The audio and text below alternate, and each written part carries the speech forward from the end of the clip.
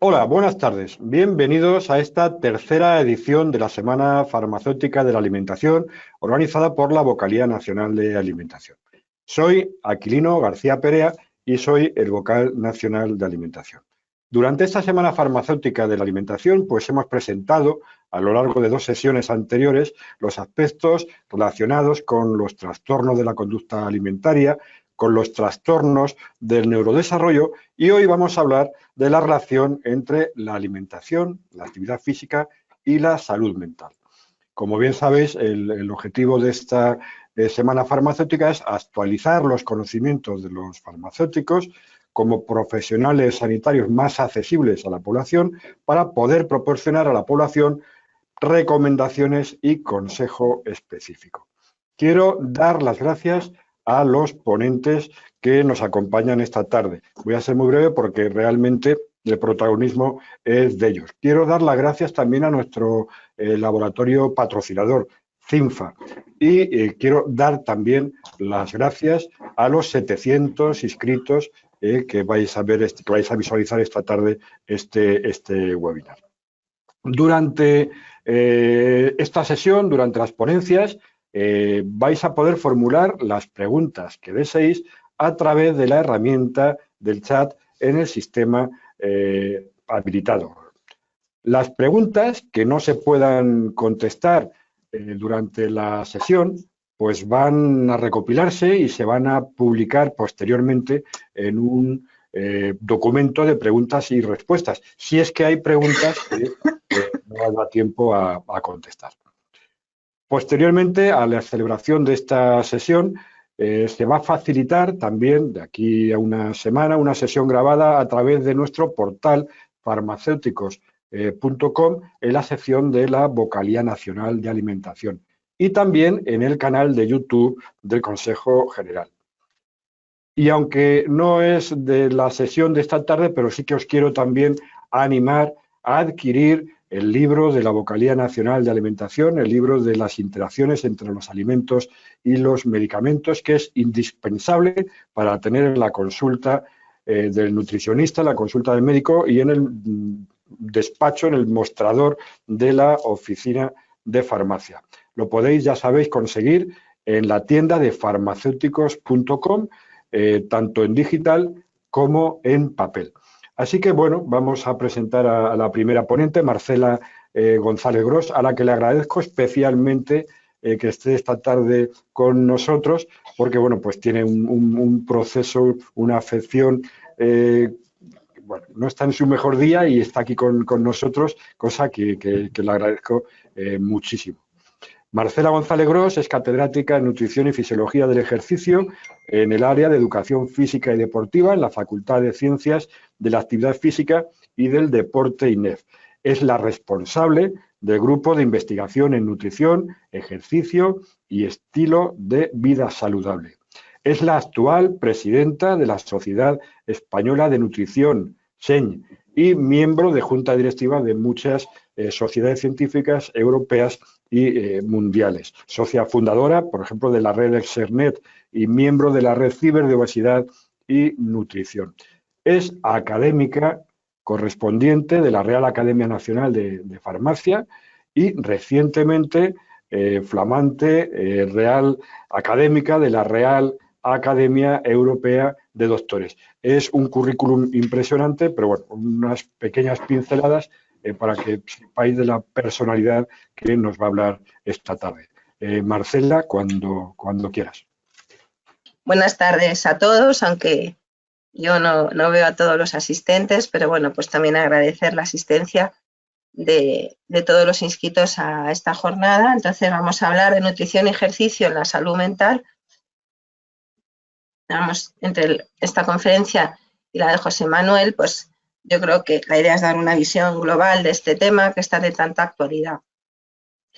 Ayer, buscando unos datos para ilustrar la conferencia, pues el Eurostat tiene estos datos que serían muertes, ¿no? Serían muertes debidas a temas mentales y también de comportamiento, de tipos de trastornos del comportamiento. O sea, no es exactamente el tema del que vamos a hablar hoy, pero bueno, me parecía interesante traer un dato así europeo y vemos que bueno, pues que hay unas tasas bastante altas en algunos países, sobre todo del norte de Europa y en Alemania, ¿no? Es decir, que a mí me sorprendió ayer al ver el gráfico y bueno, que en España en realidad pues estamos en unos niveles medios, a partir de 35, incluso hay zonas que hay 25, pero bueno, que no somos, hay zonas del este de Europa que tienen unas tasas más bajas de mortalidad debido a estas causas. Todo el mundo sabe hoy en día que es un problema y el de la salud mental y por eso desde la salud pública y todos los implicados pues tenemos que ver cómo podemos actuar. Entonces, quería abordarlo tanto desde el punto de vista de la nutrición como desde el ejercicio, que son las dos áreas en las que yo trabajo. Entonces, todos sabemos que somos lo que comemos, es decir, esto desde el punto de vista estricto en cuanto a los nutrientes que nos aportan los alimentos, pero también hoy en día ya se sabe que influye el tipo de alimentación sobre nuestro estado de salud. Y en este sentido, pues también, vamos a ver si consigo que esto funcione, también a nivel cerebral. Es decir, que no solo está relacionada la alimentación, pues como ya sabemos, con diabetes o con obesidad, sino que hoy en día ya hay datos que nos están indicando que el tipo de alimentos que estemos tomando probablemente también esté influyendo en nuestra salud mental.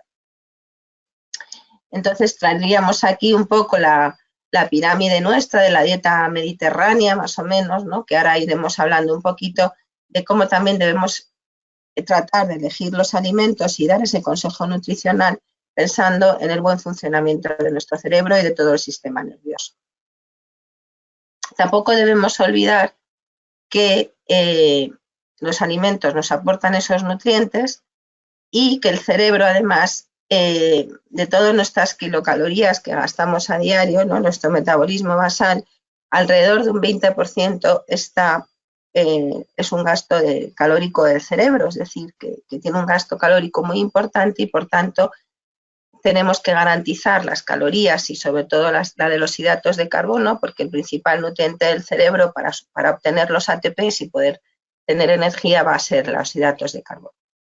Entonces está claro que los nutrientes y las vitaminas y minerales y todos los nutrientes actúan a nivel de formación de todas las estructuras en el organismo, pero también participan tanto en la formación de las estructuras como en el propio funcionamiento del sistema nervioso, ¿no? Entonces aquí en esta diapositiva pues simplemente es un recuerdo de lo que estábamos hablando, para qué necesitamos pues para la proteína y los aminoácidos, para formar las estructuras, pero para también la síntesis de hormonas, de neurotransmisores, la grasa, que es para sintetizar membranas, para sintetizar las vainas de mielina, por ejemplo, y los hidratos de carbono, ya hemos dicho, pues para que los dadores de glucosa.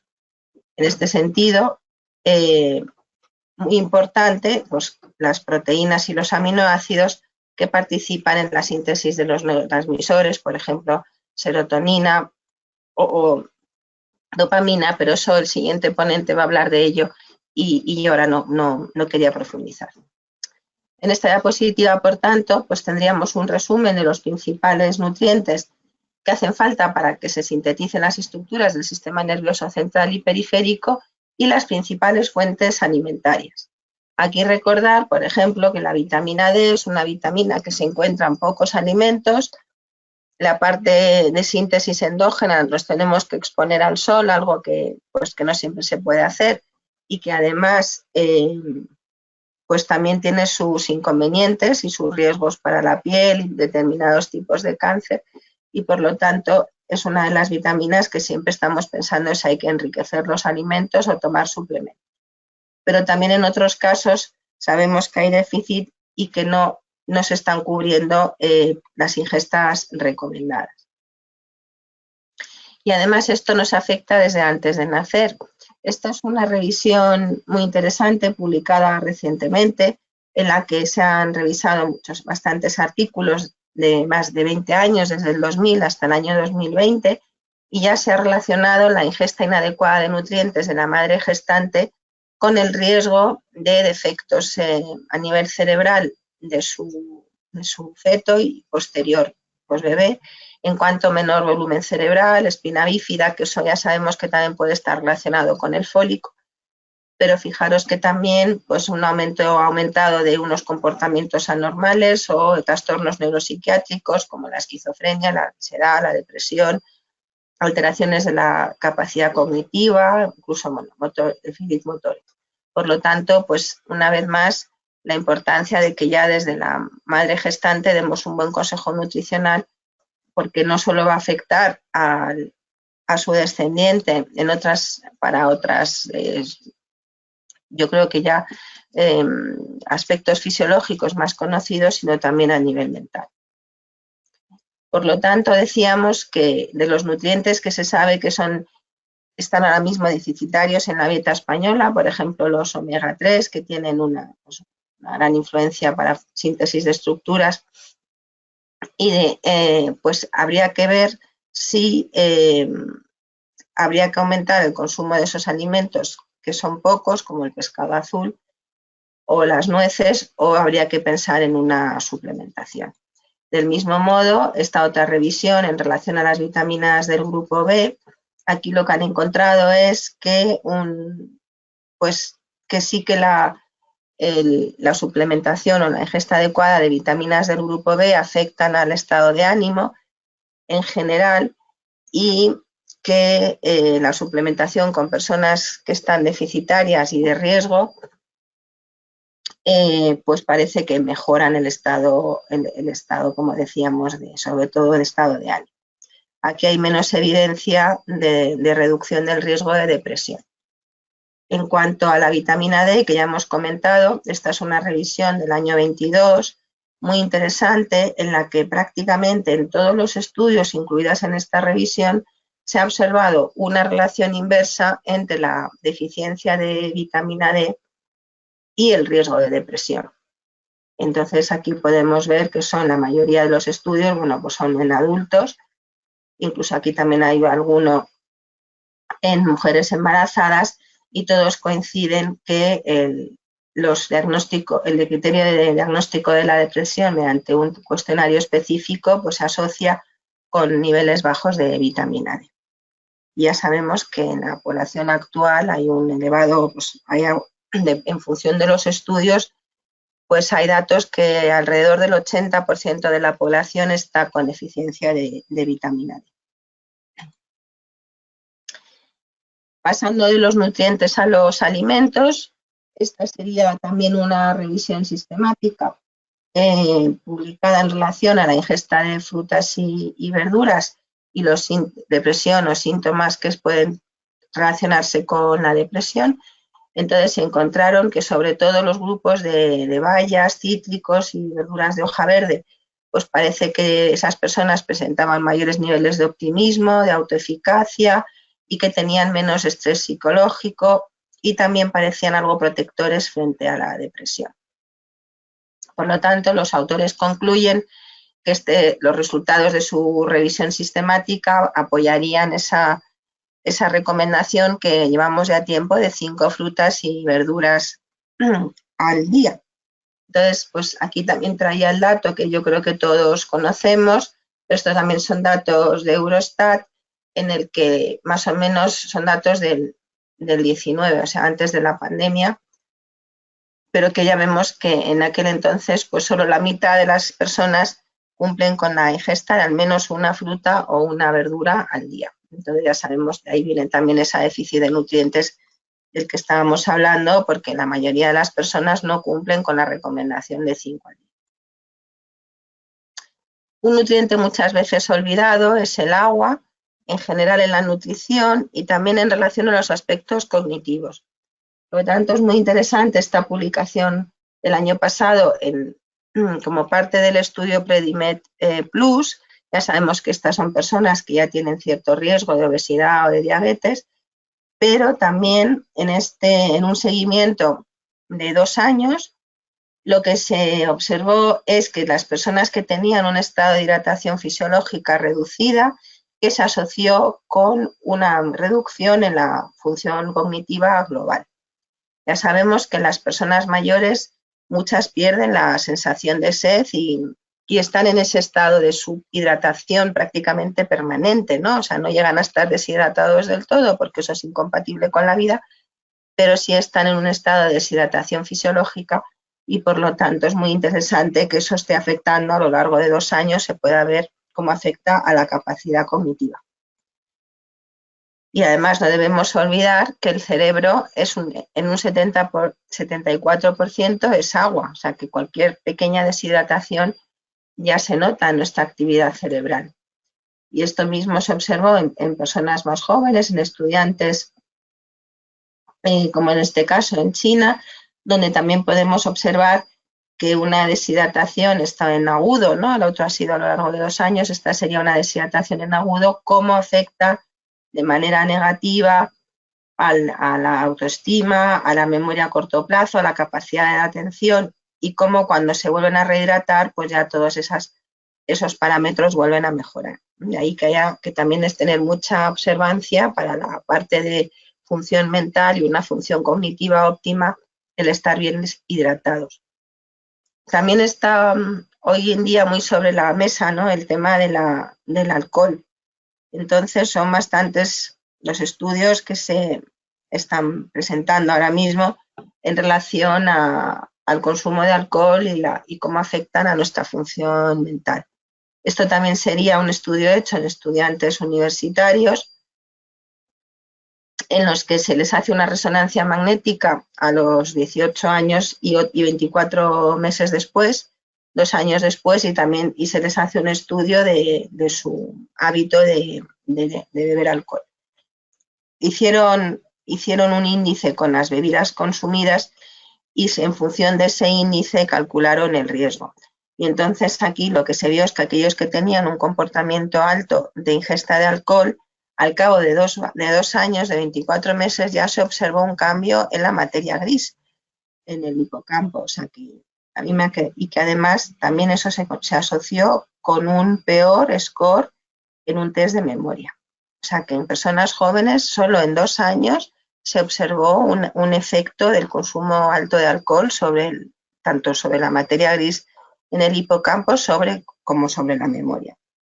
Aquí tendríamos una persona algo más mayor, porque estos son de 18 años, pero aquí tendríamos una persona sana, unas resonancias de un cerebro de una persona sana, y aquí veríamos cómo la materia gris el cerebro está reducido en una persona de la misma edad, pero que sea, en este caso ya sí es una persona con la enfermedad del alcoholismo. Otro aspecto que se está estudiando mucho es el eje intestino-cerebro. Ya sabemos que hoy en día que es un eje de ida y vuelta, es decir, que la microbiota influye y sus metabolitos influyen en el sistema, en el funcionamiento del cerebro, y que los neurotransmisores a su vez también tienen influencia sobre la microbiota. Entonces, como digo, es un viaje de ida y vuelta y se está viendo pues en función de qué tipos de alimentos se deben consumir, si eso tiene alguna influencia sobre la microbiota y sobre la salud mental. Aquí tengo que indicar que he estado revisando bastantes trabajos y que en función de todo lo publicado y de distintas revisiones sistemáticas, ahí pongo alguno, todavía no se puede ser concluyente. Es decir, no hay datos ahora mismo que indiquen que si tenemos una determinada, o sea, siguiendo una determinada dieta que influya de una forma determinada sobre la microbiota intestinal, que de esa manera podemos prevenir la depresión o tener mejor salud mental. Los datos no apuntan hasta ahí ahora mismo. Parecen indicar, pero sería muy prematuro decirlo. Si en general los mismos alimentos que hemos venido citando, ricos en nutrientes y frutas y verduras o cereales, ya sabemos que tienen un efecto positivo sobre la microbiota, pero no podemos de ahí derivar que vamos a prevenir la depresión. Aunque sí, pues bueno, algunos de los datos apuntan que en general las frutas y las verduras pues tienen ese efecto antiinflamatorio también por los compuestos bioactivos que tienen y luego el efecto positivo sobre la microbiota. Y otros alimentos pues más procesados, incluido el alcohol, que probablemente puedan tener un efecto peor.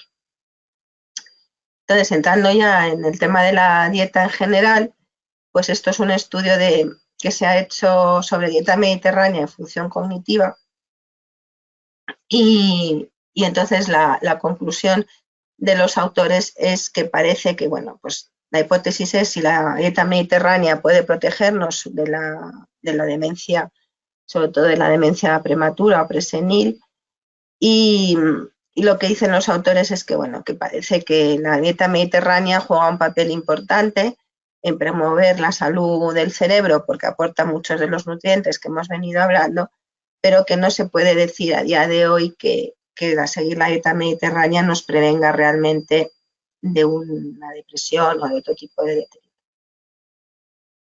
En la prensa estos días se está hablando mucho de los alimentos ultraprocesados y de varias revisiones sistemáticas que se han publicado. Esto sería una, sobre alimentos ultraprocesados y salud mental.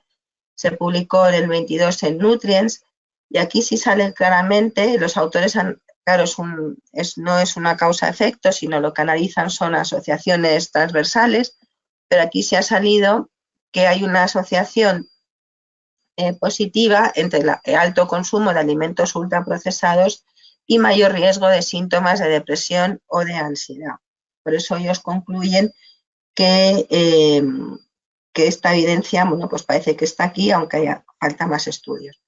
Recordemos que en la clasificación NOVA, los alimentos ultraprocesados son los que están en la categoría 4 y que sería esta definición, ¿vale? ¿No? Que son los que se caracterizan por tener 5 o más ingredientes, suelen incluir aditivos artificiales y suelen ser, pues, no se suelen cocinar en casa y de bajo precio, conveniente, fáciles de consumir. Bueno, esa sería la definición de la clasificación NOVA de los alimentos ultraprocesados, que en este mismo trabajo dicen que en un estudio de 28 países la ingesta media energética de los ultraprocesados es del 37%. El rango va entre el 17 y el 56% de la ingesta energética diaria que proviene de los ultraprocesados. Claro, el que es realmente alto, sobre todo el 56%. Entonces, a mí me gustaría recordar simplemente que nos estamos alejando de la dieta mediterránea, sobre todo las poblaciones, los grupos de población más jóvenes.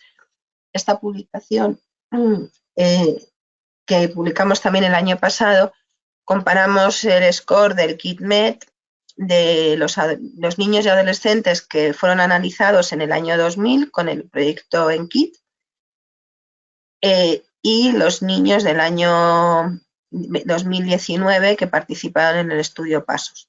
Y entonces se les ha comparado con como es la misma herramienta, y podemos ver en esta gráfica que independientemente de cómo dividamos a la población en hombres y mujeres, por educación de ellos, el curso al que atienden, la población en la que viven, el tamaño de población, la distribución geográfica en España, o si los padres tienen una educación universitaria o no universitaria, en todos los grupos baja la adherencia a la dieta mediterránea, ¿no? O sea, la barrita azul era la del año 2000 y la verde es la de ahora, ¿no?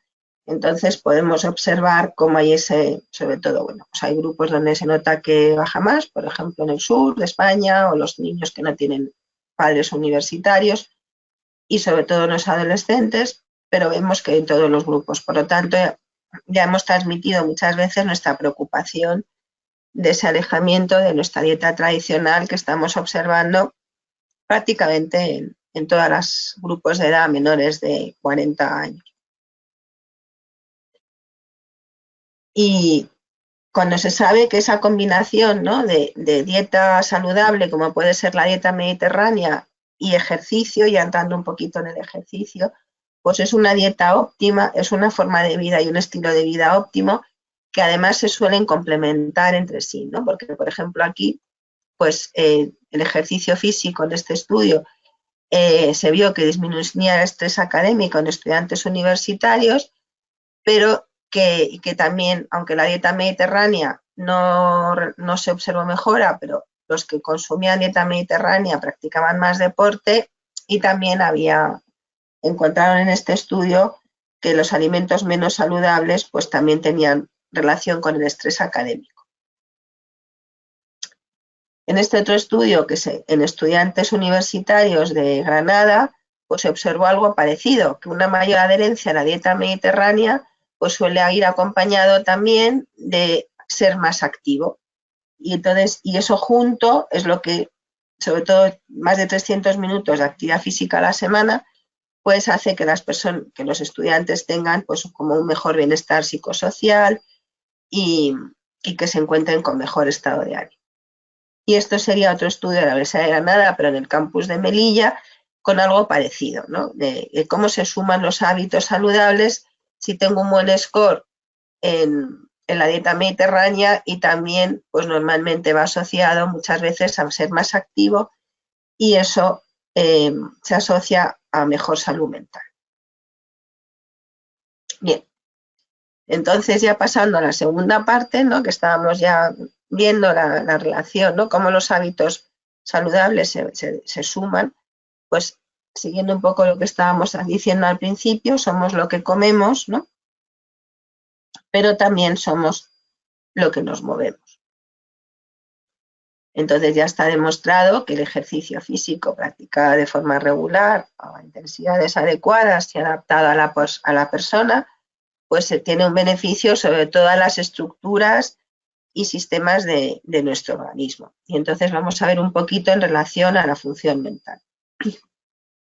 En principio, hay dos mecanismos que son los más importantes, ¿no? Los supramoleculares y los moleculares, que para entender la función cognitiva, ¿no? Que sería la angiogénesis, la neurogénesis y la sinaptogénesis. Luego José Manuel va a hablar un poquito de ello también. Y en relación a los mecanismos moleculares, pues se está trabajando mucho con el factor neurotrófico del cerebro, que es el más estudiado, porque puede ser ese enlace entre distintas estructuras. Marcó un antes y un después esta publicación y otras anteriores del grupo de Bente Pedersen, en la que pues a principios de los años 2000, en la década del 2010, se empezó ya a ver que el músculo es un órgano endocrino, ¿no? Y entonces que sintetiza una serie de citoquinas que se han llamado mioquinas, y que con eso tiene una conversación con todos los órganos del organismo. Aquí tendríamos, yo creo que este dibujo es muy elocuente de cómo hay esa relación músculo con todo lo que veníamos hablando, y también con el cerebro, ¿no? Entonces aquí estaría sobre todo el factor neurotrófico del cerebro, pero se está trabajando sobre otros mediadores, citoquinas, hormonas y otros mediadores que pueden ser los que influyan en la relación entre el músculo y el cerebro, en lo que estamos hablando, y los beneficios del ejercicio físico. Aquí en este modelo conceptual pues también se resume un poco, ¿no? De manera gráfica, cómo del entrenamiento, ¿no? del ejercicio, pues se llega a la salud mental por los distintos factores mencionados, ¿no? Pues factores de crecimiento, ya hemos hablado del BNF, pero y de otros, la neurogénesis y la angiogénesis, y que todos están relacionados, ¿no? Pues también esto da lugar a una plasticidad sináptica mayor, a una mejor funcionalidad de los neurotransmisores, pero también una mejor función de las células guías, etc., ¿no? Entonces vemos cómo todo está relacionado y nos debe llevar a una mejor salud mental. Y lo que se está intentando ver es qué tipo de ejercicio, como veremos después, pues qué tipo de ejercicio a día de hoy pensamos que puede ser el más adecuado. Entonces, igual que decíamos antes, que ya todo desde la infancia, ¿no? Nos va marcando nuestra salud, pues lo mismo pasa con el ejercicio físico, ¿no? Desde adaptado a la evolución y a la competencia motriz del niño, pues ya se sabe que es muy importante que los niños realicen actividad física, y que eso va a ir actuando sobre su salud mental, sobre sus capacidades cognitivas, también a nivel pues, comportamental, psicosocial y neurobiológico. Por lo tanto, nosotros hemos trabajado mucho y tenemos nosotros y otros autores y sobre todo muchos profes de educación física, ¿no? Pues trabajan sobre ello, sobre cómo a cada edad dar la dosis adecuada y el tipo de ejercicio, que no siempre es el mismo. Me ha parecido interesante traer este trabajo de todo lo que podíamos hablar en estos minutos, porque este es un estudio dentro de la cohorte ALSPAC, que es una cohorte del Reino Unido, que se les siguió a los niños es una cohorte que cogieron de embarazadas y seguimiento de sus hijos. Y aquí lo que han hecho es seguirles durante la adolescencia y les midieron, como podemos ver, a los 12 años, a los 16 y a los 18. Y entonces lo que pudieron observar, intentaron ver además la relación entre el riesgo de depresión, la actividad física que realizaban y también las horas de sedentarismo. Y entonces me ha resultado muy interesante ver, por una parte, que confirma datos anteriores, es decir, que durante la adolescencia, entre los 12 y los 16 años, desciende la actividad física que realizan los adolescentes. Estos son datos que conocemos de hace muchos años, que durante la adolescencia la mayoría de los adolescentes disminuyen o incluso prácticamente dejan de practicar ejercicio físico, pero además también como si han sustituido el ejercicio físico por un comportamiento sedentario, pues ha aumentado el riesgo de depresión. En esta tabla se puede ver muy bien, ¿no? Cómo cuando tienen un comportamiento sedentario persistentemente alto, de forma significativa aumenta el riesgo de depresión, y en cambio cuando tienen actividad ligera o de moderada vigorosa, de forma significativa, de forma inversa, pues se reduce el riesgo de depresión. Entonces aquí, porque el sedentarismo en los adolescentes en relación a otros parámetros, por ejemplo, salud cardiovascular y otros, no ha sido muy concluyente. O sea, sí parece que si los chicos cumplen con las recomendaciones de actividad física, el que luego sean sedentarios no es excesivamente negativo. Pero quizás estos datos en relación a la salud mental nos estén dando otra dimensión de lo importante que es también evitar los comportamientos sedentarios, ¿no? Y luego, algo que también me ha parecido interesante traer es que muchos jóvenes que son a veces reacios, ¿no? de buscar ayuda, y yo creo que ahí el farmacéutico comunitario a lo mejor también puede ser, luego hablaremos supongo en el pequeño coloquio, ¿no? Yo pienso que los farmacéuticos comunitarios jugáis un rol fundamental incluso en detección temprana de problemas, ¿no? Porque sois personas pues normalmente que las personas pues confían mucho en vosotros, ¿no? Entonces, en este sentido, el ver que los jóvenes no suelen tener problemas en comunicar, si no están bien mentalmente, el ejercicio les puede ayudar con ello, pero claro, habría que identificarlos. Entrando un poquito ya en qué tipo de ejercicio sería el mejor, decir que esto es una rama del conocimiento que también está casi empezando. Entonces, todavía no tenemos unos datos totalmente consistentes de qué tipo de ejercicio influye sobre qué parte del cerebro y reduce riesgos de las distintas enfermedades.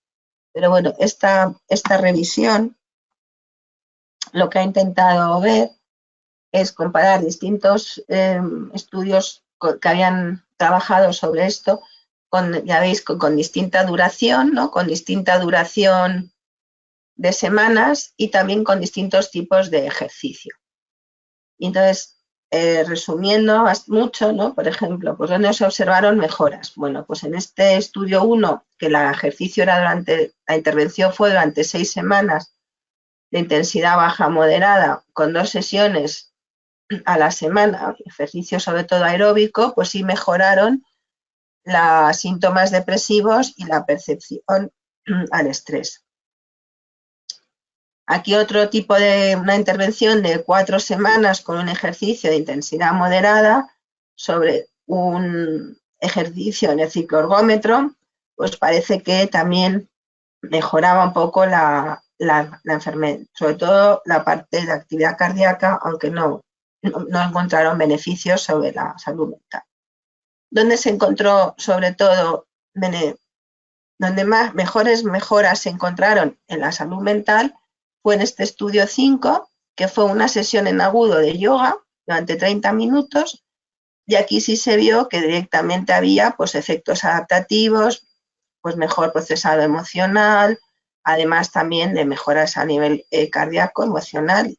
Entonces, aquí podemos ver que todos estos ejercicios, el aeróbico durante 6 semanas y el yoga fueron los que mejores resultados se obtuvieron.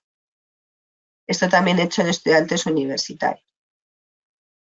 Esto es una revisión hecha en general también, de ver sobre todo en personas un poquito más mayores. Esto era para ver los beneficios de actividades practicadas en el agua. Y la conclusión de los autores, aunque como insisto que son datos todavía un poco preliminares, pero la conclusión de los autores es que el ejercicio practicado en agua, sobre todo nadar en invierno, la natación de competición o el aquaeróbic, que parece que pueden ser unas terapias o unos ejercicios bastante buenos para la salud mental.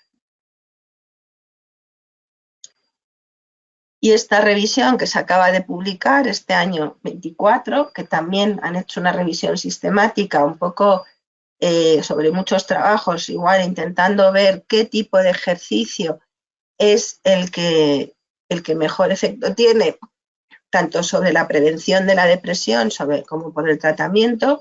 Pues aquí tendríamos la gráfica del trabajo y vemos también el yoga. Hasta aquí volvemos a encontrarnos el yoga, también el baile, andar o practicar running o jogging, bueno, con la terapia alternativa, que también aquí estaría el ejercicio aeróbico. Es decir, que esta es una revisión sistemática pues muy reciente y que realmente ya nos está situando bastante en relación a qué tipo de ejercicio podría ser mejor para prevenir o incluso tratar la depresión. Y de forma parecida al trabajo que traía antes de sustituir horas de actividad física por sedentarismo en adolescentes del estudio ALSPAC, esto es algo parecido, realizado en adultos con datos del Biobanco del Reino Unido, y aquí lo hicieron al revés, ¿no? Es decir, si las personas, los adultos, sustituyen 60 minutos al día de actividad sedentaria por actividad física o por aumentar las horas de sueño, ¿qué pasa? Y entonces aquí se ve muy bien cómo en la primera gráfica, a ver si yo la veo, aquí podemos ver cómo reduciendo el comportamiento sedentario, aquí estaría los efectos sobre el score, ¿no? Esto se hace siempre con un test sobre el riesgo de depresión o la depresión que uno tiene, como al reducir el comportamiento sedentario, sobre todo con actividad física de moderada a vigorosa, reduce pues más de casi un 20% o un 15% el riesgo de depresión, y también aumentando el sueño. Aquí la actividad ligera pues es casi no tiene efecto. Y lo mismo se puede observar sobre la ansiedad. Sobre la ansiedad, tanto el sustituir una hora de estar sentado por ejercicio de moderado a vigoroso reduce el riesgo de ansiedad y también el sueño. En cambio, la actividad ligera, en este caso, pues tendría incluso un efecto contrario, ¿no? Habría que aquí, ya dicen también los autores, que habría que valorar por qué pasa esto, ¿no? Sería pues andar muy despacio, cosas así. Pero en general se puede ver cómo sustituir una hora de sedentarismo por hacer ejercicio físico, pues tiene efectos muy positivos sobre depresión y ansiedad. Esto lo quería traer simplemente a colación, porque aunque ya estamos ya casi 4 años de la pandemia, ¿no? Pero bueno, todos sabemos que durante la pandemia aumentó mucho el tiempo de sedentarismo, se bajó la actividad física. Esto es un estudio que hicimos nosotros en estudiantes universitarios españoles y un año después no se había recuperado ni los niveles de actividad física ni el sedentarismo, ¿no? Se había bajado. Entonces todos deberíamos ser conscientes y cada uno de nosotros hemos recuperado ya nuestros niveles anteriores. De aquí también sacamos la misma conclusión, ¿no? Que si se mantenía una actividad física alta, pues mejoraba, o sea, altas horas de sedentarismo, perdón, pues influían de forma negativa, por ejemplo, sobre el estado de ánimo o sobre la ansiedad y la depresión. Y esto tanto durante la pandemia como un año después. Y en cambio, pues al aumentar el ejercicio físico, que no lo he marcado aquí, pero si aumentábamos el ejercicio físico, pues sí que se reducía, o sea, mejoraba el estado de ánimo, mejoraba la ansiedad y tanto durante como después de la pandemia, que vienen a reforzar un poco esos datos que habíamos explicado antes. Esta es una gráfica que no es con salud mental, pero es con mortalidad total, que a mí me parece siempre muy interesante y esperemos tenerla también pronto en relación a la salud mental, pero es como si se compensan o no los comportamientos sedentarios. Entonces aquí sería, si no hago nada de ejercicio físico, pues claro, a medida que cuantas más horas sentado, mayor riesgo de muerte por enfermedad, por cualquier causa. Si hago hasta 150 minutos a la semana, pues prácticamente tampoco compenso, solo a partir de 6 horas ya nada. Entonces, ¿dónde se empieza a compensar más? Pues ya a partir de 150 minutos a la semana empiezo a compensar un poco los comportamientos sedentarios, más de 8 horas no, como podemos ver. Únicamente haciendo más de 420 minutos a la semana de ejercicio físico, compenso incluso estar más de 8 horas sentado. Esto para adultos, con la mortalidad total. Por eso es tan importante no solo observar la actividad física que practicamos, sino también las horas que estamos sentados. Bien. Bueno, esto es, ya lo hemos dicho, lo del COVID. Ya para ir terminando, pues decir que a cualquier edad, esto sería una diapositiva en mayores, pero muy parecida a la que vimos anteriormente, pues que a cualquier edad la actividad física se ha visto que retrasa el deterioro cognitivo y favorece la neurogénesis.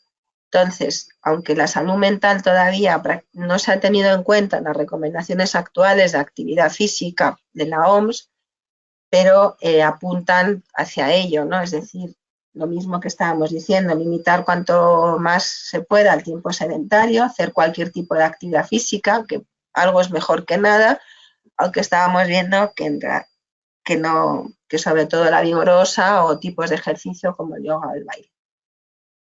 Y luego también el tener en cuenta los ejercicios de fuerza y de equilibrio yo creo que a cualquier edad, pero sobre todo en personas mayores, ¿no? De ahí que entendamos las recomendaciones de actividad física para la población, ¿no? Y en niños y en adolescentes ya sabemos que son 60 minutos de actividad física de moderada vigorosa al día.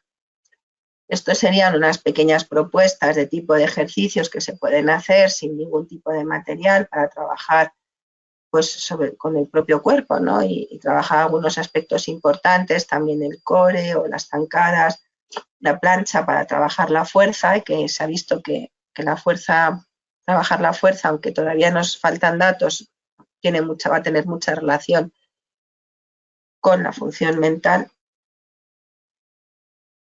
Y en general, pues tenemos que ir, ¿no?, inculcando a las personas que incluyan el ejercicio físico en su vida diaria, ¿no? Nosotros publicamos esta guía del estilo de vida saludable que está en la página web de nuestro grupo, pero también recordar que el Plenufar 6, que lo hicimos con el Consejo General, pues también incidíamos mucho en explicar muchas partes y en la importancia de entender bien la fisiología del ejercicio y la relación con la nutrición.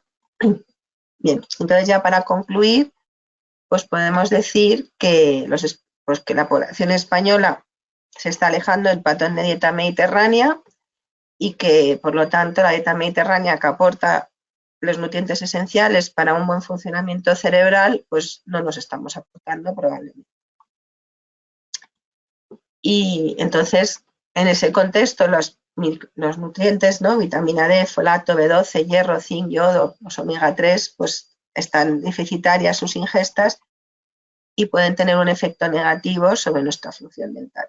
Y que también los últimos estudios apuntan que una alta ingesta de alimentos ultraprocesados se relacionan con depresión y ansiedad. Que hay que tener precaución de estar bien hidratado porque favorece la atención, la memoria y la capacidad de reacción, que el consumo elevado de alcohol es neurotóxico y que afecta al proceso de aprendizaje y destruye la materia gris, y que el eje intestino-cerebro pues puede tener un potencial de protección. En relación al ejercicio, pues que los estudios indican que el baile, el yoga, los ejercicios de fuerza pueden tener beneficios a nivel cognitivo y por tanto de salud mental,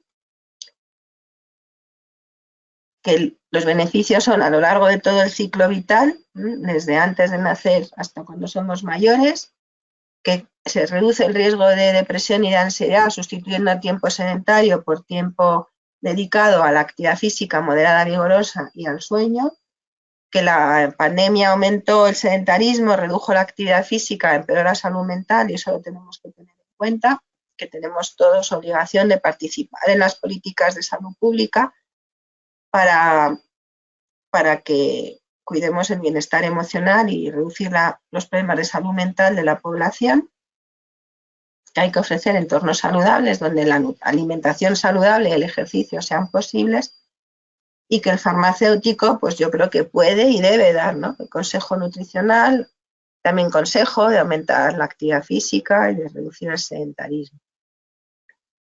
Y yo con esto pues ya terminaría mi intervención. Muchísimas gracias. Pues muchísimas gracias, Marcela, por tu ponencia. Te vuelvo a dar las gracias por tu esfuerzo y bueno, pues decir que Marcela es una antigua conocida de esta casa, de la Vocalía Nacional de Alimentación. Os acordaréis todos de sus trabajos en el Plan de Educación Nutricional por el Farmacéutico 6, el de la actividad física, en el que ella coordinó y dirigió todos los trabajos científicos. Y además, como presidenta de la Sociedad Española de Nutrición, pues tenemos también un hermanamiento muy importante entre la Vocalía Nacional del Consejo de Farmacéuticos y la Sociedad Española de Nutrición, que ella preside. Así que muchas gracias, Marcela, por tu esfuerzo y por estar aquí con nosotros. Y bueno, pues ahora vamos a ver la parte más farmacéutica es toda, pero más práctica, la oficina de farmacia, que se va a ocupar José Manuel Santana. José Manuel Santana es farmacéutico comunitario, es máster en nutrición y es el vocal de alimentación del Colegio Oficial de Farmacéuticos de Valladolid, y hay que decir también que es uno de los vocales más activos de todos los vocales provinciales de alimentación. José Manuel, cuando quieras. Buenas tardes a todos.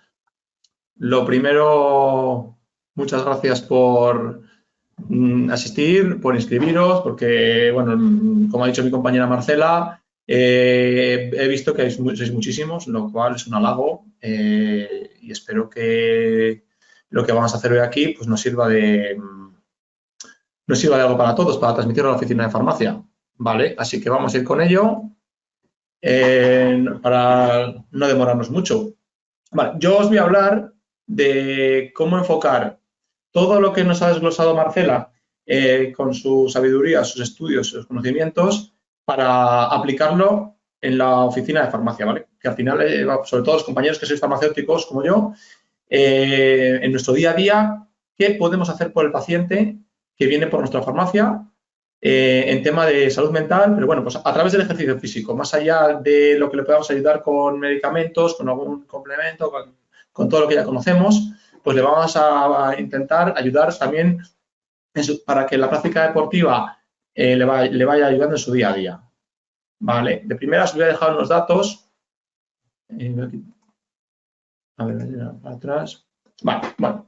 Vamos a hablar primero de inactividad física. Como veis en la pantalla, aunque he puesto algún gráfico aquí visual, pero me gusta que sea visual y para que llame la atención. En una actividad física, la inactividad física supone un aumento del riesgo entre el 20 y el 30% de muerte y es el cuarto factor de riesgo en el incremento de mortalidad, por detrás de hipertensión, el tabaco y la diabetes.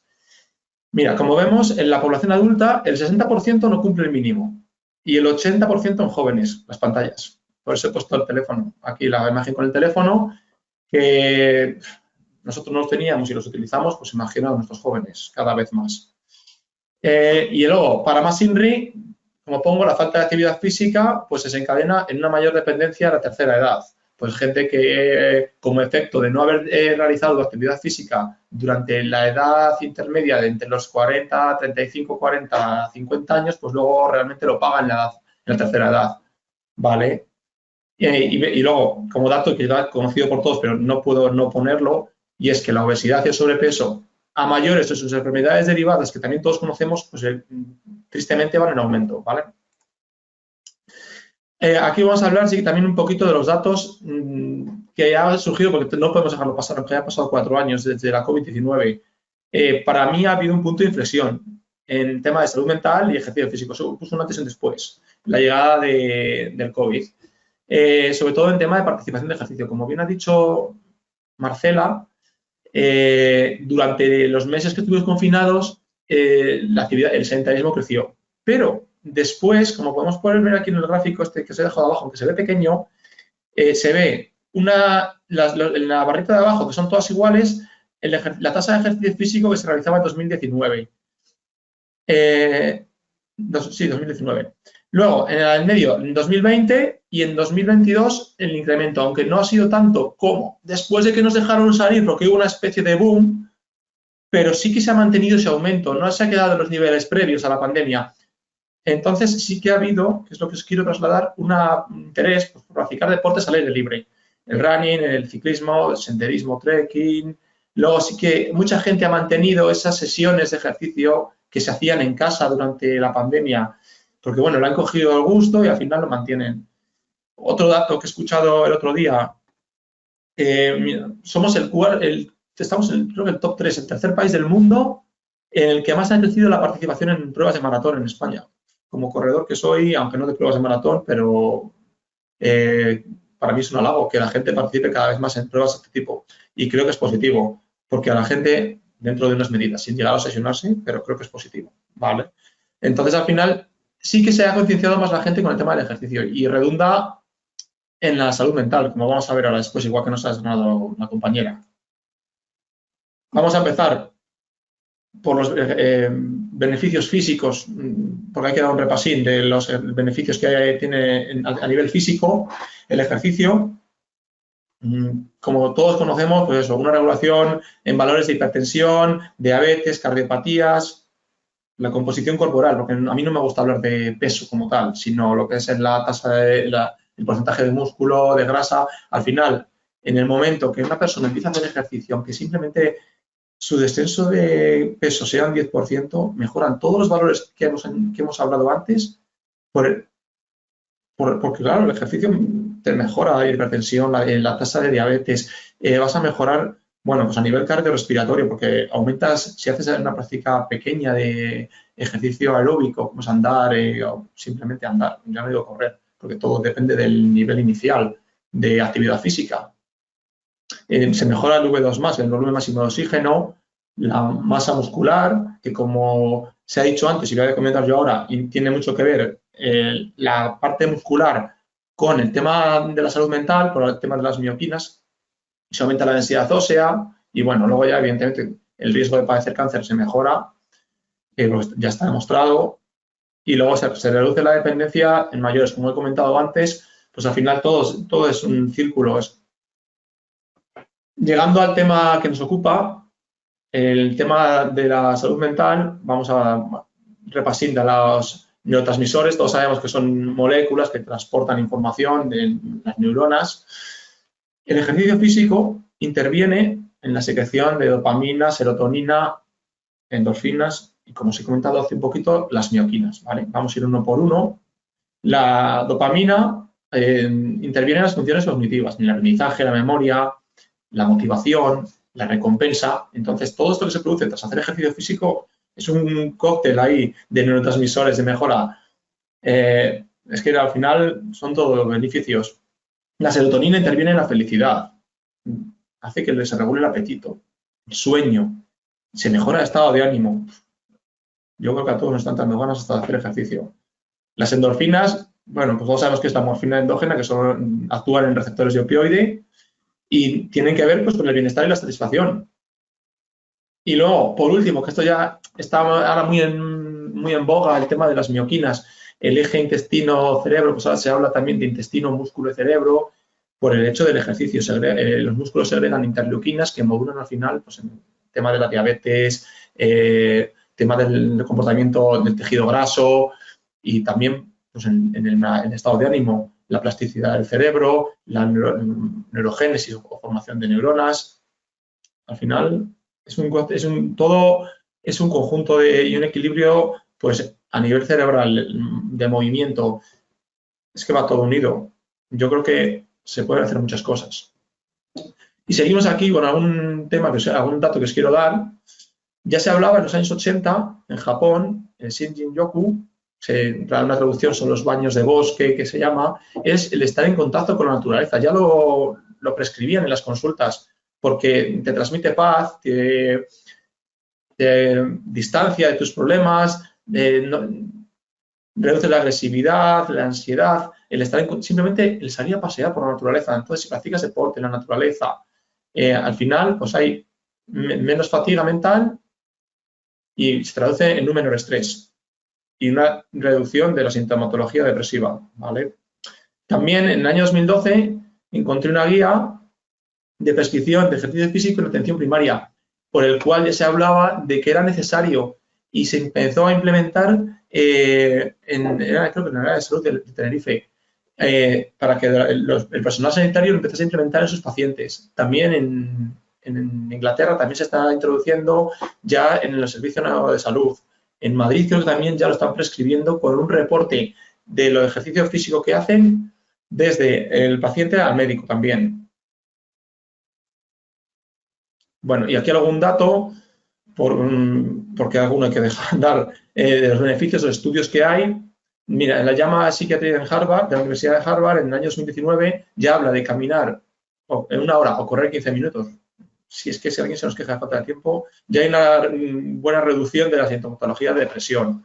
En la Universidad de las Islas Baleares, en 2015, también se habla de que sujetos con actividad física durante su tiempo libre, porque a mí me gusta separarlo, el ejercicio físico se considera lo que se hace fuera de la actividad laboral. Entonces, se traduce en una mayor salud mental. Este estudio de Checkrut y colaboradores del año 2018, con 1 millón de encuestados, se habla de la mejora durante 3 o 5 días a la semana, de una práctica de unos 45 minutos de actividad física, el riesgo de episodios de temas depresivos en la salud mental. También se habla en 2014 para el tema de protección del estrés. En España, creo que fue en Galicia, en el año 2014, la aplicación de un programa de actividad física en un equipo de enfermería, pues se habla de una mejor percepción de la salud física y mental y una mejor calidad de vida, porque al final, cuando tú haces ejercicio, tienes una mejor percepción de ti mismo, mejoras la autoestima y al final se traduce en una mejora del estado de ánimo. Como os decía, aquí ya un repaso para el resumen del tema de los beneficios mentales, la mejora del estado de ánimo y la emotividad, mejora la concentración y capacidad de atención, que nos viene bien para el rendimiento laboral, el rendimiento escolar en pacientes que tengan el TDAH, mejora el afrontamiento de problemas y la capacidad que podemos tener ante situaciones difíciles o situaciones estresantes en el día a día, en el trabajo, aumenta la autoestima, la calidad de vida y un sueño de mayor calidad. Al final, como vamos viendo, es un círculo vicioso. Si duermes mejor, al día siguiente rindes más, puedes mejorar tus síntomas de estado de ánimo, la calidad de vida. Bueno, y aquí entramos ya en la oficina de farmacia. ¿Qué podemos hacer por el paciente desde la oficina de farmacia? Todos sabemos que estamos cerca del paciente, les conocemos, confían en nosotros. Al final, somos el sanitario que prácticamente más veces ve al paciente al mes. Es que mínimo viene una vez al mes el paciente a por la medicación o dos o lo que necesite. Es que al final estamos muy en contacto con el paciente, nos conocen, confían en nosotros. ¿Qué podemos hacer? Podemos detectar gente que lo pueda necesitar, que todavía no haya acudido al especialista, al médico. Entonces, simplemente con hablar con ellos, hacer una valoración individualizada pues, de su condición, de lo que podría necesitar o no, de cómo se encuentra mentalmente. Se le puede hacer también un seguimiento y podríamos llegar incluso a implementar el servicio en nuestra oficina de farmacia.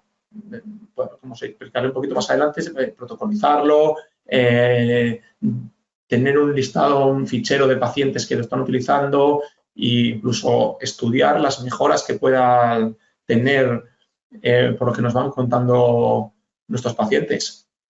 Lo que sí que recomiendo es tener contacto pues, con especialistas, fisioterapeuta, pues por el tema de las lesiones que pueda haber, de mejorar el movimiento, conocer un sitio donde puedan ir a hacer yoga, pilates, entrenadores y algunos ya riza más el rizo. Bueno, pues simplemente tener un poco de contacto de lo que tengamos poder a nuestro alrededor, pues para poder ayudar a nuestro paciente, porque al final forma parte de nuestra familia sanitaria. Lo que os he dicho antes, protocolizarlo. Para poder ser rigurosos, nosotros al final somos científicos y llevar rigurosamente lo que estamos haciendo con cada paciente. Hacer el seguimiento y ver los resultados que estamos obteniendo. Consejos que os pueda dar y al paciente, buscar la actividad física que le guste hacer. No le podemos obligar a que salga a correr o que salga con la bici si no le gusta, si tuvo una mala experiencia, o a nadar si no sabe. Bueno, pues por eso. Analizar las barreras, lo mismo, pues si son físicas, porque una persona que a lo mejor tiene una peor condición física no le vas a mandar a correr. Todos conocemos, económicas, el tiempo del que disponen. O, yo qué sé, te puede contar al paciente que a él le gusta hacer surf, pero estamos en Valladolid, en mi caso. No le puedes mandar a hacer surf todas las semanas. O sí, depende. Esto sí que es importante. Establecer metas razonables. Por lo mismo, no le puedes mandar a correr un maratón a una persona que empezó a correr ayer. Y establecer pequeños objetivos que nos van a aportar pequeñas dosis de satisfacción y, por ende, como hemos hablado antes, una mejora en el estado de ánimo. Y todo lo que conlleva la calidad del sueño. Entonces, pequeños objetivos, vamos consiguiendo pequeños resultados y al final se traduce en una progresiva evolución. Y aquí os voy a dejar ideas que yo he querido aportar. Como decía, hablaba antes nuestra compañera Marcela, el ejercicio de fuerza, aunque sí que dice que le faltan datos todavía para establecer resultados en el tema de la salud mental, para mí hay algo que es muy importante, sobre todo en la gente ya llegada a una edad. El sistema de lo que es la autoestima, que si trabajan en ejercicios de fuerza pequeños, poco a poco, como ella ha puesto una rutina fácil, que hay un montón de ejercicios que se pueden buscar o ponerse en contacto con entrenadores, al final obtienen pequeños resultados que en el día a día les pueden ayudar mucho. Subir la maleta en el autobús, el carro de la compra, poder cargar con las bolsas. Eso al final redunda en una mejor percepción de sí mismos y en estado de ánimo del día a día. Es decir, no se sienten unos inútiles o dependientes de otras personas para tareas cotidianas. Entonces, ¿qué les podemos recomendar? Pues desde dar de ejercicios para una persona que está en la oficina sentada, que cada 2 horas pues, se levante, haga unas sentadillas, o cuando está en casa, de gente que trabaja, lo mismo. Hay 1000 ideas. Intentar variar hábitos cotidianos. Subir por las escaleras, ir caminando al trabajo, pararse una parada antes del autobús si tienes tiempo. O si no tienes sitio para ir a hacer ejercicio porque te pilla mal o tienes poco tiempo, hay montones de sesiones por internet, entrenadores que trabajan por internet, sesiones en YouTube, quedadas en parques, en jardines que quedan a hacer ejercicio en todas las ciudades. También podemos empezar por registrar caminatas activas. Es que simplemente con media hora y algún día a la semana recomendarles hacer trabajo en una pendiente, que hagan un poquito de cuestas para incrementar la fuerza, variar el corazón. Al final se traduce todo en mejoras de cardiorrespiratorias, de fuerza, que en el día a día van a ayudar a la gente a desconectar, a pensar un poco en los problemas desde otro punto de vista. Si luego sí que tenemos alguno que quiere empezar a hacer algo un poco más de ejercicio, bueno, pues ahí os pongo aquí un ejemplo de cómo iniciar el tema de la actividad del running. Bueno, pues hay montones de tablas por internet, pero bueno, se basan en esto, pues andar, empezar a trotar, descansar andando, repetir y volver a andar para enfriar. Bueno, hay muchísimos protocolos. Tema de bici, al que le guste, dar un paseo, pues lo mismo, no vas a coger una bici si no has andado nunca y te vas a lanzar a la carretera. Bueno, tendrás que ir poco a poco. Pues hay vías verdes, parques, jardines por todas las ciudades, caminos para disfrutar y simplemente desconectar de los problemas cotidianos. Nadar también está muy bien, el ejercicio en el agua es muy positivo, está muy recomendado. El yoga, el mindfulness, todo lo que podamos aportar a nuestros pacientes, irles haciendo seguimiento, como os he dicho, pues yo creo que es muy positivo de cara a que repercuta en su salud, porque al final les vamos a ayudar, incluso animarnos nosotros mismos para transmitirlo a nuestros pacientes. Yo creo que es muy positivo. Y yo creo que sí. Aquí hemos acabado. Pues muchísimas gracias. Y bueno, en la ronda de preguntas estaré encantado de ayudaros. Y ahora es el turno de las preguntas. Insisto en que las preguntas que haya, que no hay demasiadas, pero si hay alguna pregunta que no se puede contestar porque no da tiempo, pues se recopilarán y se publicarán después en un documento de preguntas y respuestas. Y aproximadamente en una semana se va a facilitar el acceso a esta sesión grabada en farmacéuticos.com, en nuestra web, nuestro portal, en la sección de la Vocalía Nacional de Alimentación. Y también, insisto, como siempre, en el canal de YouTube del Consejo General. Bueno, pues voy a empezar con alguna pregunta. Para José Manuel, me preguntan de Valladolid, de tu tierra, si has probado a implementar este servicio de consejo, le llamaríamos consejo, en tu oficina de farmacia. Bueno, sí que tengo algún paciente que se lo he recomendado, no tan protocolizado como hemos hablado, como lo he dicho, pero bueno, sí que hay ciertos pacientes no dependientes, pero que sí que les ha venido bien en su práctica diaria. Alguno que me dice, no, yo sabo andar. Bueno, pues sí que le he hecho, mira, algún ejercicio de fuerza, les he recomendado. Alguna persona que sí que le he iniciado en la práctica del tema de correr. Sí, es que son, sobre todo el correr, porque a mí me gusta, porque yo soy corredor y me gusta la práctica deportiva. Cuando puedo recomendar a alguien ejercicio, lo hago. Porque yo creo que se traduce en mejoras, al final, como os he dicho, en todo. En cardiorrespiratorio, mejoras de valores de hipertensión. Dentro de la capacidad física de cada uno, sí que me gusta más o menos muchas veces recomendarles algo. Pero un punto más allá de lo que es, haz más ejercicio. No, sí que si le intento dar unas recomendaciones, ya se las doy por escrito. Para ayudarles y hacerles un poco de guía y les voy preguntando, pero sí que lo ven, una vez, tras esta ponencia, creo que sí que lo voy a protocolizar un poco más, porque me parece interesante, me ha parecido muy interesante hacerlo.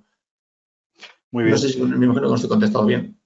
Sí, perfectamente. Y me preguntan también con qué tipo de profesionales especializados estarías en contacto para este consejo de ejercicio físico en la oficina de farmacia, si es que estás o puedes estar en contacto con algún grupo de profesionales. Bueno, todos conocemos aquí, cada uno en su zona, en su barrio, al final especializados. Bueno, pues conoces a alguien que tiene un gimnasio, pues que pueda dar clases, tú puedas ayudarle. Mira, en este gimnasio dan clases de pilates o hay un centro de pilates o de yoga si quieres enviar a alguien. O tal persona es entrenador de atletismo y tiene su grupo de entrenamiento si quieres iniciarte con ellos, porque mira, están quedando todas las semanas tienen 2 grupos de iniciación. Si quieres empezar a correr, no empieces por ti mismo porque ellos te van a ayudar y te van a aconsejar mejor, o un grupo de ciclismo en el caso, o gente que sale a hacer caminatas nórdicas con tema de bastones, que hay que vaya a unir varios. Bueno, pues sí que orientarles. Luego sí que yo suelo tener en contacto, pues eso, pues con el fisio que tengo cerca. Y si ya si alguien me pregunta más, pues me busco a alguien que más especializado, algún entrenador que yo sí que conozco por mi práctica deportiva. Pero bueno, sobre todo, o grupos de deportistas que sean de cerca, más o menos, pues nos pueden ayudar. A mí me gustaría añadir algo. Sí, sí, sí. Pues, claro, bien. claro. Nosotros desde nosotros ya sabéis que formamos, ¿no? Formamos la Facultad de Ciencias, yo estoy en la Facultad de Ciencias de la Actividad Física y del Deporte, entonces ya está reconocido el educador físico deportivo, que sería la persona, pues el profesional especializado para guiar a las personas tanto en la iniciación como en la práctica del ejercicio físico, pues serían las personas que formamos nosotros en nuestras facultades. Entonces yo creo que es muy importante que trabajemos entre profesionales, ¿no? Entonces, pues yo creo que desde la oficina de farmacia se puede dar ese consejo de ser más activo, pero luego hay que contar con un profesional que sepa valorar el riesgo y el tipo de ejercicio que le conviene. Y entonces la persona de referencia sería ese educador físico deportivo, ese entrenador personal o el gestor del gimnasio, o como bien decías, ya puede ser una persona que organice grupos de actividades diversas o en el propio ayuntamiento, en todos los ayuntamientos de España hay un servicio de deportes que también coordinan las actividades. Entonces a mí me parece muy importante que lo canalicemos bien para que no luego haya pues determinados riesgos. Yo creo que vuestra labor en la farmacia comunitaria, que podéis dar un consejo muy bueno y sobre todo identificar al que no hace nada. O sea, yo creo que ahí esa forma de que tú estás haciendo de animar a las personas, es decir, identificar a personas sedentarias, además se ve enseguida, personas ya con cierta obesidad, con patología, que se vuelvan más activas, yo creo que es muy importante. Y ya, si queréis hacer algo más, sí que deberíais a lo mejor entrar en el plan nacional que hay en marcha. Hay un plan nacional en marcha de aumentar el ejercicio físico en la población.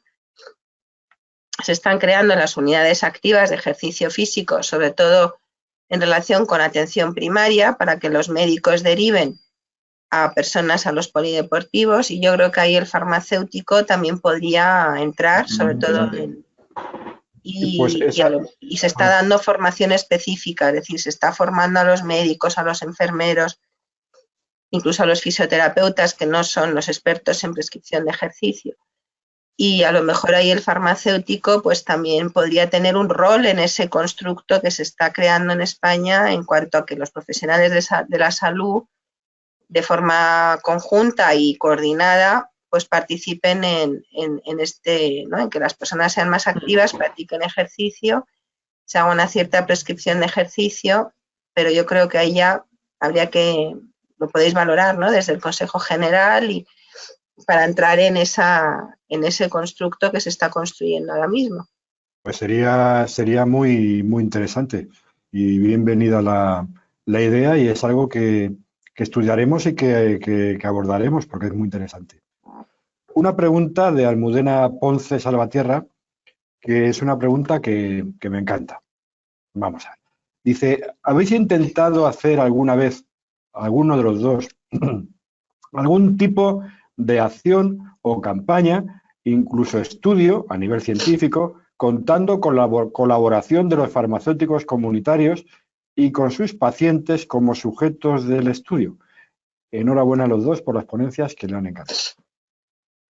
Bueno, yo te puedo contestar que en el proyecto Pasos, en la última edición del proyecto Pasos que hemos hecho el año pasado, se contó con la farmacia comunitaria para analizar parte de los niños y adolescentes que hemos medido. O sea, ahí sí hemos contado con la farmacia comunitaria para que los niños que no podían ir al colegio a evaluarse fueran a la farmacia. Entonces se hizo un convenio.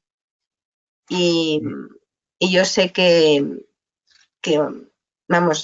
ese proyecto pues ha salido muy bien, claro. Entonces, vamos, por contar uno reciente. Pues yo añadiría... perdón, sí. José Manuel. No, a mí me ha gustado mucho la idea de lo del tema del proyecto Pasos, y yo creo que sería interesante implementar algo así en toda la red de farmacias que tenemos tan extensa en España, porque se puede hacer muchas cosas, como he dicho, y trabajar en conjunto con los educadores físicos para, pues, divulgar sobre ejercicio físico, identificar los otros pacientes y sí, es que yo creo que queda mucho por hacer todavía. Y el farmacéutico, al final, estamos acostumbrados a trabajar en conjunto con otros profesionales sanitarios, con el médico, con el enfermero. Entonces, yo creo que se puede hacer mucho. Yo añadiría, además, a esta pregunta, que por eso decía que me encantaba, que si habíamos hecho los farmacéuticos alguna campaña, pues yo añadiría nuestra gran campaña de educación nutricional, el Plenufar 6, a las personas que realizan ejercicio físico, que decía antes que Marcela fue la que hizo la coordinadora de todos los textos científicos. Recuerdo que fueron 5.000 farmacéuticos, fuimos 5.000 farmacéuticos de toda España los que ayudamos y aconsejamos a hacer ejercicio físico a las personas que venían a la farmacia. Y de ahí también, con estas personas hicimos un estudio de qué tipo de ejercicio, de actividad hacían. Bueno, que fue un estudio con miles y miles de personas encuestadas y que, bueno, pues que se han publicado trabajos sobre este gran estudio de los farmacéuticos, que yo creo que de todos los planúfares, que han sido 7, ha sido el más numeroso de farmacéuticos implicados en hacerlo, que fueron 5.500 farmacéuticos, que fueron muchísimos, que tenemos que sentirnos orgullosos de la generosidad de los farmacéuticos, de nuestra gente a la hora de trabajar. Otra pregunta más, dice Beatriz Delgado Cejudo. Buenos días. En una página de la presentación de doña Marcela ha indicado reducir ultraprocesados y productos inflamatorios. ¿Cuáles son estos productos inflamatorios? Bueno, ya sabéis que eso de los alimentos inflamatorios hay que tomarlo con cierta precaución. Pero en principio, los alimentos muy ricos en grasa, en azúcares, y como decía la definición, ¿no? O sea, la definición de la clasificación NOVA de los ultraprocesados son esos que tienen más de 5 ingredientes que no añadiríamos de forma en la cocina, sobre todo conservantes, ¿no? Y otro tipo de aditivos.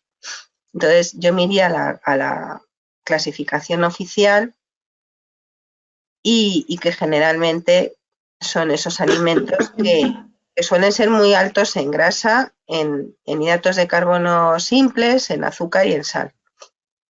Entonces, yo creo que tenemos un problema importante, por una parte porque está aumentando mucho el consumo de estos alimentos que se podrían tomar de vez en cuando, ¿no? Pero están entrando en la dieta diaria, son muy fáciles de comer, muchas veces exigen muy poca masticación y además nos están alejando de la dieta mediterránea, que es una dieta que se ha demostrado científicamente que es muy saludable. Entonces, a mí me parece tremendo que, siendo un país que partíamos de una dieta tan saludable, nos estemos alejando para coger hábitos de otros países que tenían una dieta mucho menos saludable, sobre todo los Estados Unidos. Y yo creo que ahí también deberíamos ser muy claros de posicionarnos en contra de este tipo de alimentos y de comida que a veces se llama también rápida o como lo queramos llamar. Y yo creo que eso también entre todos igual, o sea, debemos combatirlo y y también se puede comer, o sea, no tenemos que estar horas y horas en la cocina para poder comer más saludable. Muy bien. Servanda Fernández de la Fuente da la enhorabuena a los ponentes y a las 3 sesiones, por lo que, Servanda, te quedamos muy agradecidos. Y al mismo tiempo, Servanda también hace una pregunta. Para una persona sedentaria desde los 40 años y ahora quiere hacer ejercicio físico, pero con problemas circulatorios, ¿sería mejor recomendarle yoga o natación? Bueno, dale tú, Marcela, Da igual, si quieres, habla tú. hombre, yo empezaría con yoga, pilates, y no sé si ha dicho que tiene obesidad o... No, problemas circulatorios. Disculpadme porque estoy fatal. Sí. Yo le recomendaría caminatas activas. Empezar por caminar, ejercicios de movilidad y pilates o estiramiento. Muy bien. Normal que le da la alergia soy yo. Yo creo que lo primero, si es una persona que ya tiene algo de patología, lo primero es ir a hacerse una valoración. O sea, es lo que decía yo antes, ponerse en manos de un profesional que haga una valoración de qué tipo de problemas circulatorios tiene y a partir de ahí ver qué tipo de ejercicio le conviene, porque a lo mejor le viene bien la piscina, por ejemplo. Porque el agua para los problemas circulatorios viene muy bien el agua. Entonces, lo primero es cuando ya es una persona con alguna patología, que vaya primero a hacerse una valoración. Y luego es muy importante también añadir esto, que da igual la edad. Aunque haya sido sedentario toda la vida, cualquier edad es buena para empezar a hacer ejercicio. O sea, que eso no debe echar a nadie atrás. Muy bien. Vamos a ver. Inma Felipe hace, no es una pregunta, es una afirmación. Hay personas que prácticamente no han hecho ejercicio físico en su vida y es muy difícil hacerles entender los beneficios físicos y de bienestar mental del ejercicio. Por otra parte, Fernando Gil dice, grandes charlas. José Manuel, ¿cómo verías una recomendación de pasos con la app del móvil para empezar? ¿Mejor eso o un entrenamiento más bien de fuerza? Bueno, depende, como ha dicho Marcela, depende de la persona a la que estemos indicando, el ejercicio previo que esté haciendo. Y bueno, andar está bien porque es mejor que no hacer nada, evidentemente. Yo recomendaría las dos. Puesto a elegir, recomendaría las dos. Porque muchas veces el ejercicio de fuerza lo puedes empezar haciendo 10 minutos al día, cuarto de hora al día. No te quita mucho tiempo.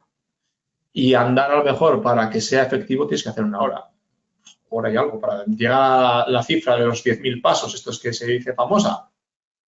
Pero todo lo que sea sumar viene bien, partiendo de una base, si hablamos de una persona que no ha hecho nada de ejercicio nunca, como os he dicho antes, o algo similar, depende de la sedentaria que sea la persona, pero sí, como yo intentaría, pues eso, pues unos pequeños sesiones de ejercicio en el que mejorar la fuerza y aumentar los pasos. Tener en cuenta de dónde partimos y para ir produciendo una mejora, una evolución en lo que se va haciendo día a día. Ir construyendo poco a poco, día a día. No le vamos a pedir que haga 20.000 pasos al día si no está cumpliendo ni 3.000. Entonces, porque a lo mejor nos abandona la semana. Es mejor ir pues, más poco a poco, yo creo. Muy bien.